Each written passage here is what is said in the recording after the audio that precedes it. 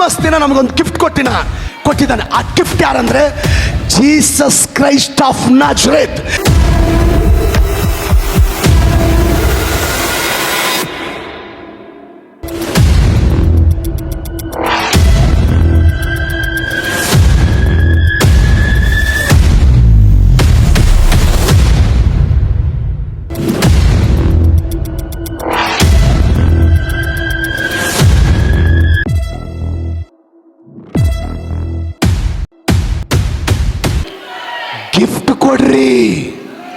Gift ಕೊಡ್ರಿ.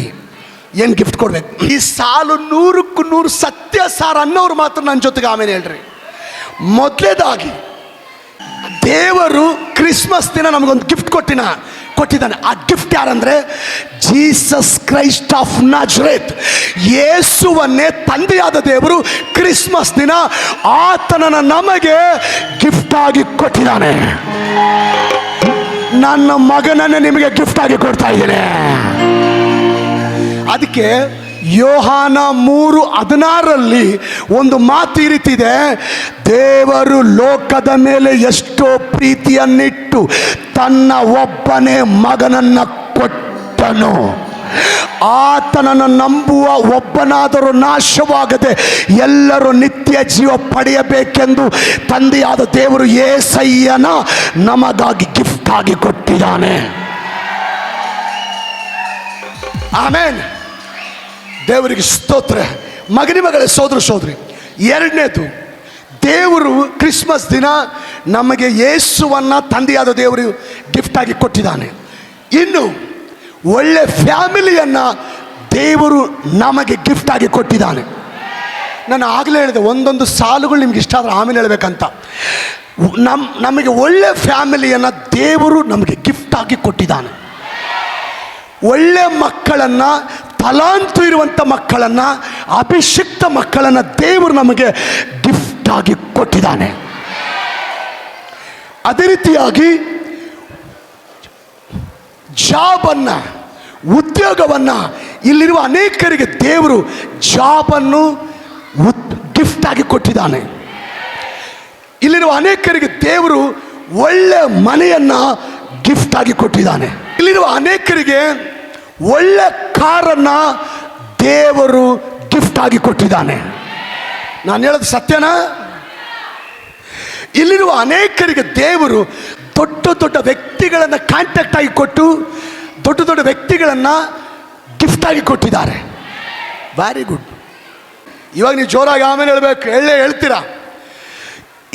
ಇಂಥ ಸುಂದರವಾದ ಆಲಯವನ್ನು, ಇಂಥ ಸುಂದರವಾದ ಬಾಲ್ಕನಿ ಆಲಯವನ್ನು ಯೇಸಯ್ಯ ನಮಗೆ ಗಿಫ್ಟ್ ಆಗಿ ಕೊಟ್ಟಿದ್ದಾನೆ.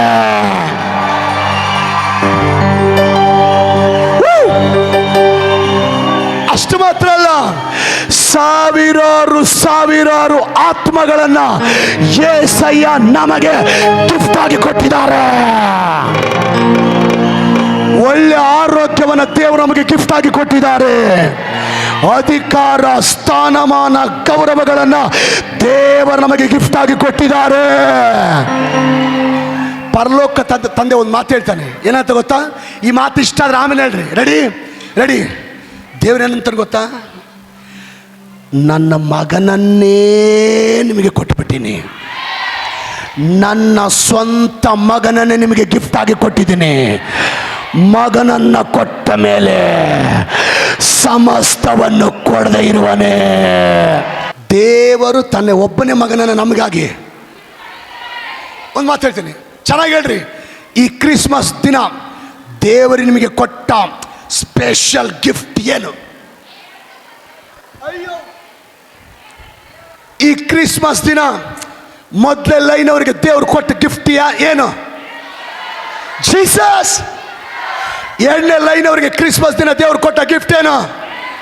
ಜೀಸಸ್. ಅಂದ್ರೆ ಮಧ್ಯದಲ್ಲಿ ಕೂತವರಿಗೆ ದೇವರು ಈ ಕ್ರಿಸ್ಮಸ್ ದಿನ ದೇವರು ಕೊಟ್ಟ ಗಿಫ್ಟ್ ಏನು? ಜೀಸಸ್ ಅನ್ನ ದೇವರು ನಮ್ಗೆ ಗಿಫ್ಟ್ ಆಗಿ ಕೊಟ್ಟಿದ್ದಾರೆ. ಗಂಡ್ಮಕ್ಳ ಕಡೆ ಬರ್ತೀರಿ. ಕ್ರಿಸ್ಮಸ್ ದಿನ ಪರಲೋಕದ ದೇವರು ನಿಮಗೆ ಕೊಟ್ಟ ಶ್ರೇಷ್ಠ ಗಿಫ್ಟ್ ಏನು?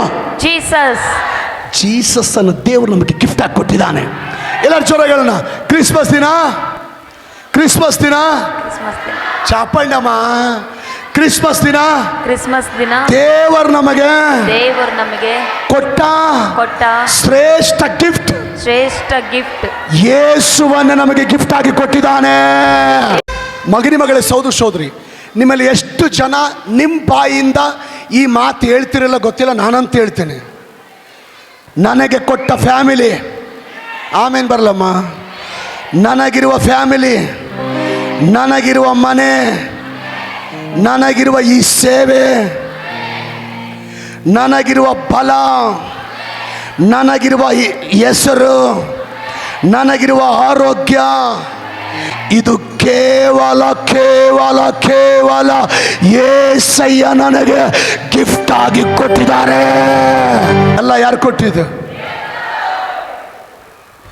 ನಿನಗಿರುವ ಮನೆ, ನಿನಗಿರುವ ಫ್ಯಾಮಿಲಿ, ನಿನಗಿರುವ ಕಾರ್, ನಿನಗಿರುವ ಆಸ್ತಿ, ನಿನಗಿರುವ ಆರೋಗ್ಯ, ನಿನಗಿರುವ ಅಂದ ಚಂದ, ನಿನಗಿರುವಂಥ ತಲಾಂತು, ನಿಮಗಿರುವ ಅಧಿಕಾರ, ಹೇಳ್ರಿ ಗಾಡ್ ಗಿಫ್ಟ್. ಓಕೆ, ಇಷ್ಟೊತ್ತು ದೇವರು ನಮ್ಗೆ ಏನನ್ನು ಕೊಟ್ಟ ಅಂತ ನೋಡ್ಕೊಂಡ್ವಿ. ಈ ಕ್ರಿಸ್ಮಸ್ ದಿನ ನಾವು ದೇವ್ರಿಗೆ ಏನು ಗಿಫ್ಟ್ ಕೊಡಬೇಕು? ಇಲ್ಲ, ನಾವು ಕೊಡೋರಲ್ಲ, ಕಸ್ಕೊಳ್ಳೋರನ್ನೇ ನಾವು. ಇಷ್ಟೊತ್ತು ದೇವ್ರು ಕೊಟ್ಟಿದ್ದು ಹೇಳಿನಿ ಸಾರ್, ನಮ್ಗೆ ಯಾವಾಗಲೂ ಹಿಂಗೆ ಬರ್ಬೇಕು, ಹಿಂಗೆ ಹೋಗಬಾರ್ದು. ದೇವರು ಅಷ್ಟು ದೊಡ್ಡ ಗಿಫ್ಟ್ ಕೊಟ್ಟನಂದರೆ ನಾವು ದೇವರಿಗೆ ಒಳ್ಳೆ ಗಿಫ್ಟ್ ಕೊಡಬೇಕಾ ಬೇಡವಾ? ಹಾಗಾದರೆ ಕ್ರಿಸ್ಮಸ್ ದಿನ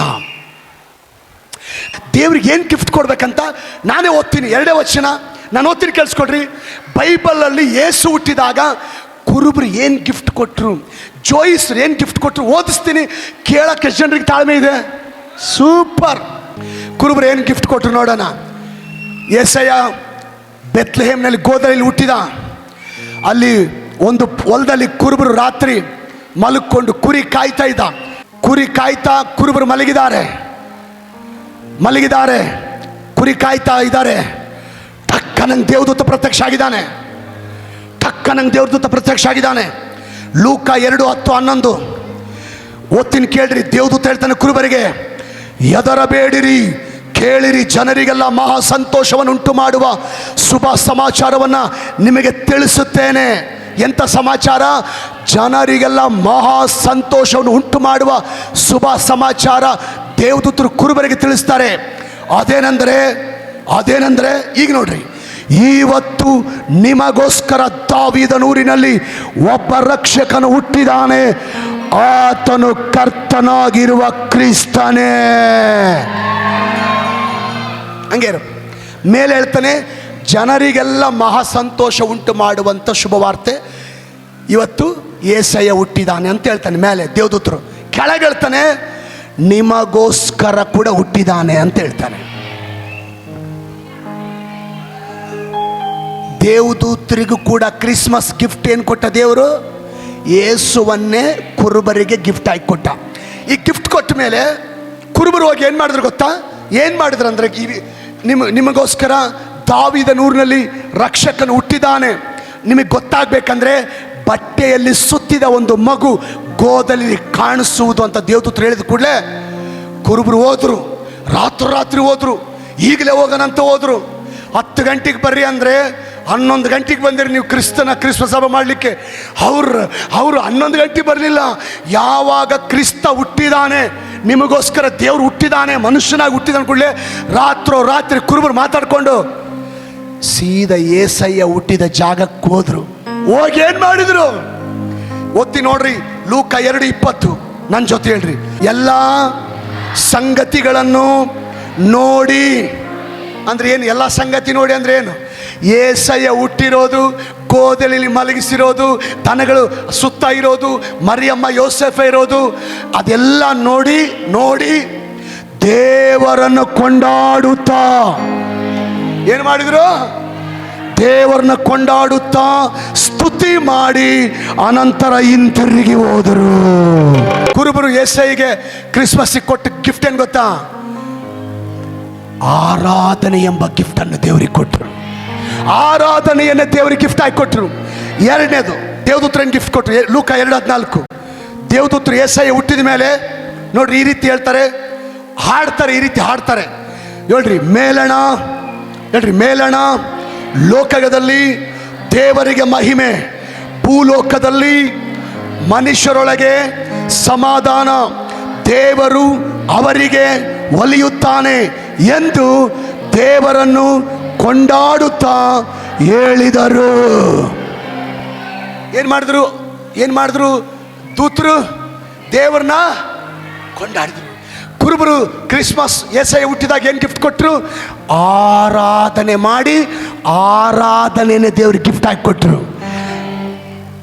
ದೇವದೂತರು ಕ್ರಿಸ್ತ ಹುಟ್ಟಿದಾಗ, ಕ್ರಿಸ್ಮಸ್ ದಿನ ಯೆಶಾಯ ಹುಟ್ಟಿದಾಗ ಏನು ಗಿಫ್ಟ್ ಕೊಟ್ಟರು? ಆರಾಧನೆ ಮಾಡಿ ಆರಾಧನೆಯನ್ನೇ ದೇವರಿಗೆ ಗಿಫ್ಟ್ ಆಗಿ ಕೊಟ್ಟರು.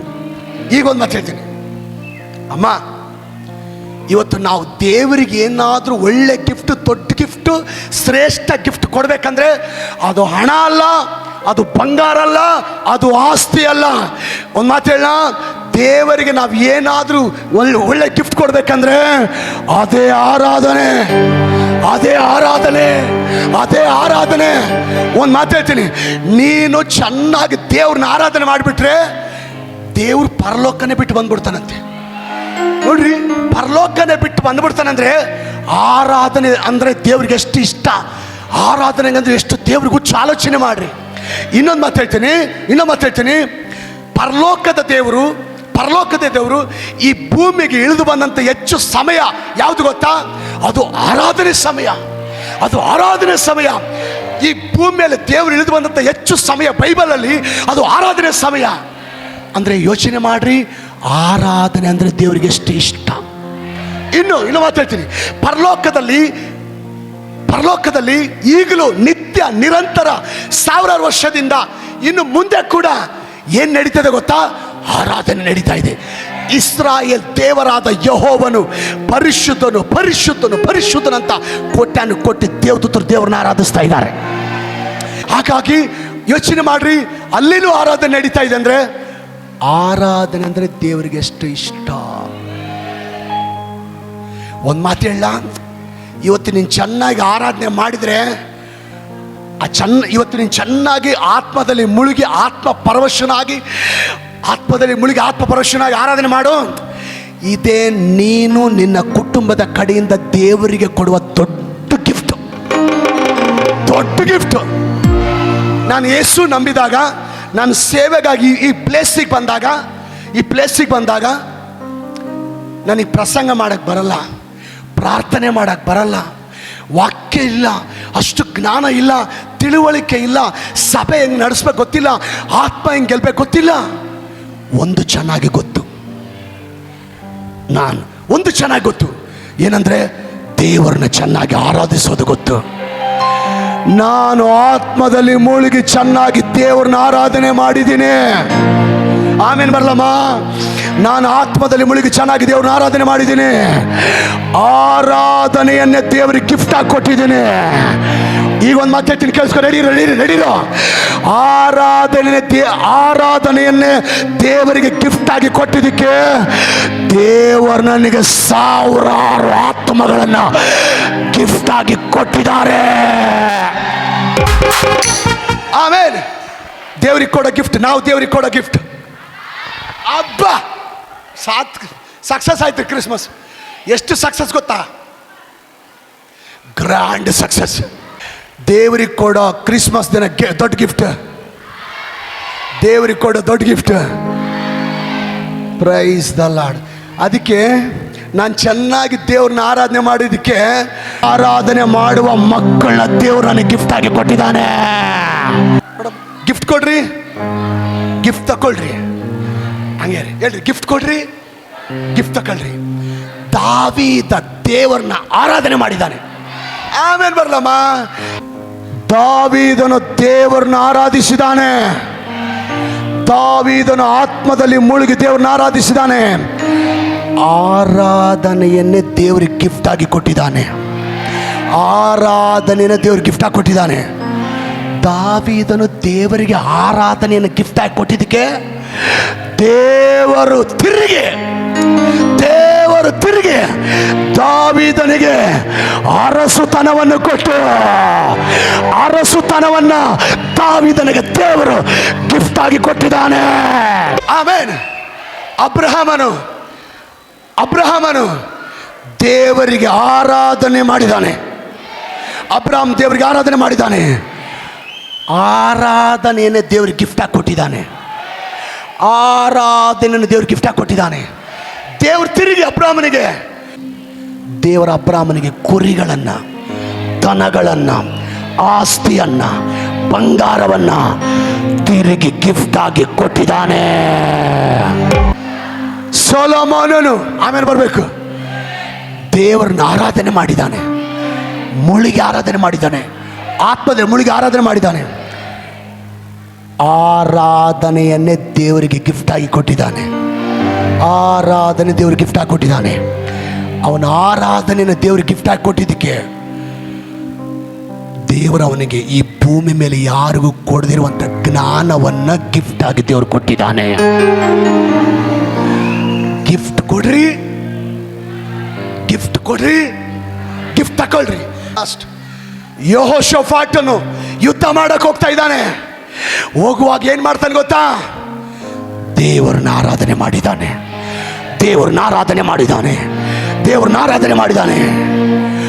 ಆರಾಧನೆಯನ್ನೇ ಯುದ್ಧಕ್ಕೆ ಹೋಗುವಾಗ ದೇವರಿಗೆ ಗಿಫ್ಟ್ ಆಗಿ ಕೊಟ್ಟಿದ್ದಾನೆ. ದೇವರ ಅದಕ್ಕೆ ಮೆಚ್ಚಿ ಯುದ್ಧದಲ್ಲಿ ಜಯವನ್ನೇ ದೇವರು ಯೆಹೋಷಾಫಾಟನಿಗೆ ಗಿಫ್ಟ್ ಆಗಿ ಕೊಟ್ಟಿದ್ದಾನೆ. ಆಂಧ್ರದಲ್ಲಿ ಒಂದು ಸಭೆ ನನಗೆ ಗೊತ್ತು. ನಾನು ಕೆಲವು ವರ್ಷಗಳ ಹಿಂದೆ ಒಂದು 100 ಜನರಿಂದ ಸೇವೆ ಪ್ರಾರಂಭಿಸಿದರು. ನಾನು ನೋಡಿದೆ ಆ ಸಭೆ, ಆ ಸೇವಕರು ದೇವರನ್ನ ಚೆನ್ನಾಗಿ ಆರಾಧನೆ ಮಾಡ್ತಾರೆ. ನಿಜ ಹೇಳ್ತೀನಿ, ದೇವರನ್ನ ಚೆನ್ನಾಗಿ ಆರಾಧನೆ ಮಾಡ್ತಾರೆ.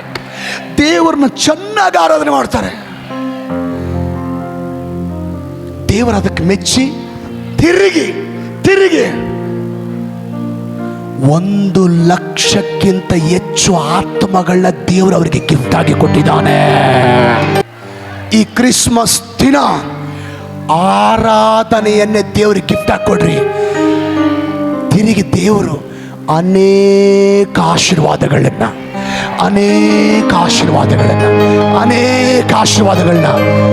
ದೇವರು ನಿಮಗೆ ಗಿಫ್ಟ್ ಆಗಿ ಕೊಡ್ತಾ ಇದ್ದಾನೆ. ಏಜೆಂಡಡಿ ನಾನು ದೇವರಿಗೆ ಗಿಫ್ಟ್ ಕೊಡ್ತೇನೆ. ಆರಾಧನೆ ಎಂಬ ಗಿಫ್ಟ್ ಅನ್ನು ಕೊಡ್ತೀನಿ.